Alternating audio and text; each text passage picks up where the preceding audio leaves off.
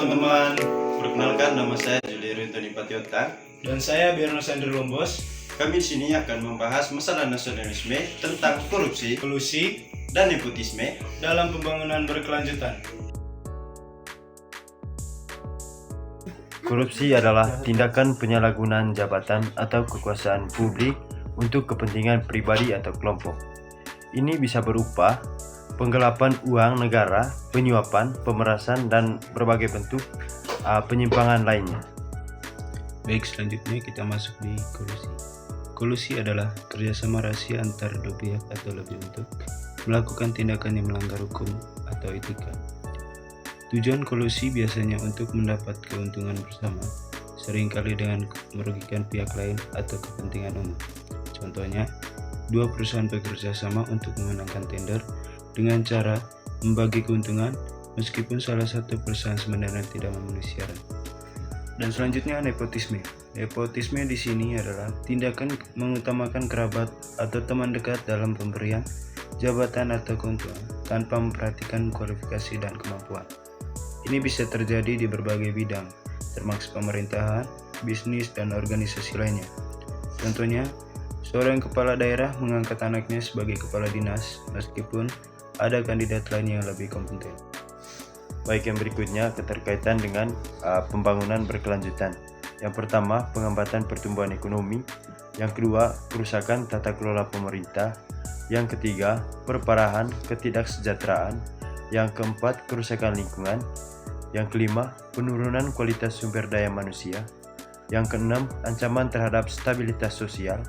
Yang ketujuh, peningkatan transpirasi dan akubilitas.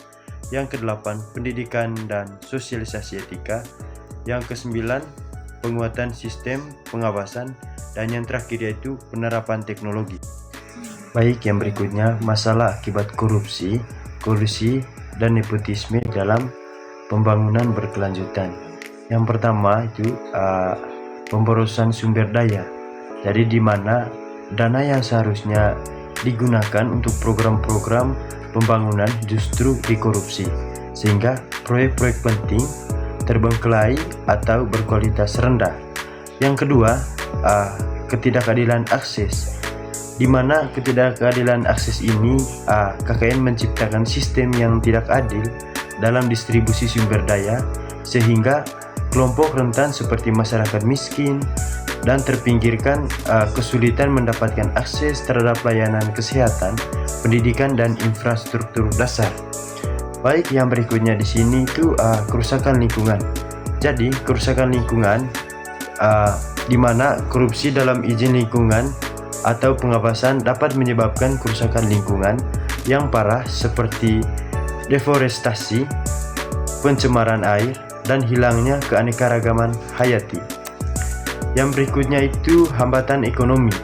Jadi di mana KKN menciptakan ketidakpastian bagi investor sehingga menghambatnya investasi dan pertumbuhan ekonomi. Selain itu, praktik korupsi juga dapat mengurangi daya saing produk dalam negeri. Baik, yang berikutnya di sini itu erosi kepercayaan publik, di mana KKN merusak kepercayaan masyarakat terhadap pemerintah dan lembaga publik yang dapat mengganggu stabilitas sosial dan politik. Yang berikutnya itu penyalahgunaan kekuasaan. Jadi di mana KKN seringkali melibatkan penyalahgunaan kekuasaan oleh pejabat publik untuk kepentingan pribadi atau kelompok tertentu yang melanggar prinsip-prinsip tata kelola yang baik. Baik, selanjutnya dampak yang terjadi akibat korupsi, kolusi, dan nepotisme dalam pembangunan keberlanjutan. Yang pertama, dampak ekonomi. Di sini dampak ekonomi sangat menghambat pertumbuhan ekonomi dan menurunkan kualitas infrastruktur dan pelayanan publik, dan meningkatkan kemiskinan dan kesenjangan sosial, menurunkan daya saing ekonomi, menurunkan kepercayaan investor. Kalau untuk dampak sosialnya, meningkatkan ketidakadilan sosial, meningkatkan konflik sosial, merusak moral dan etika. Dan yang berikut dampak lingkungan. Dampak lingkungan di sini merusak lingkungan, menghambat upaya pelestarian lingkungan, pencegahan dan pemberantasan KKN, memperkuat lembaga anti korupsi, meningkatkan kesadaran masyarakat, dan membangun budaya anti korupsi. Selanjutnya yang terakhir, bagaimana upaya dalam mengatasi masalah dan dampak yang terjadi akibat korupsi, kolusi, dan nepotisme. Yang pertama, penguatan penegakan hukum. Yang kedua, peningkatan transparansi dan akuntabilitas. Ketiga, pendidikan anti korupsi. Dan yang keempat, peningkatan kesejahteraan aparatur negara. Yang terakhir, pembangunan sistem pengawasan yang kuat.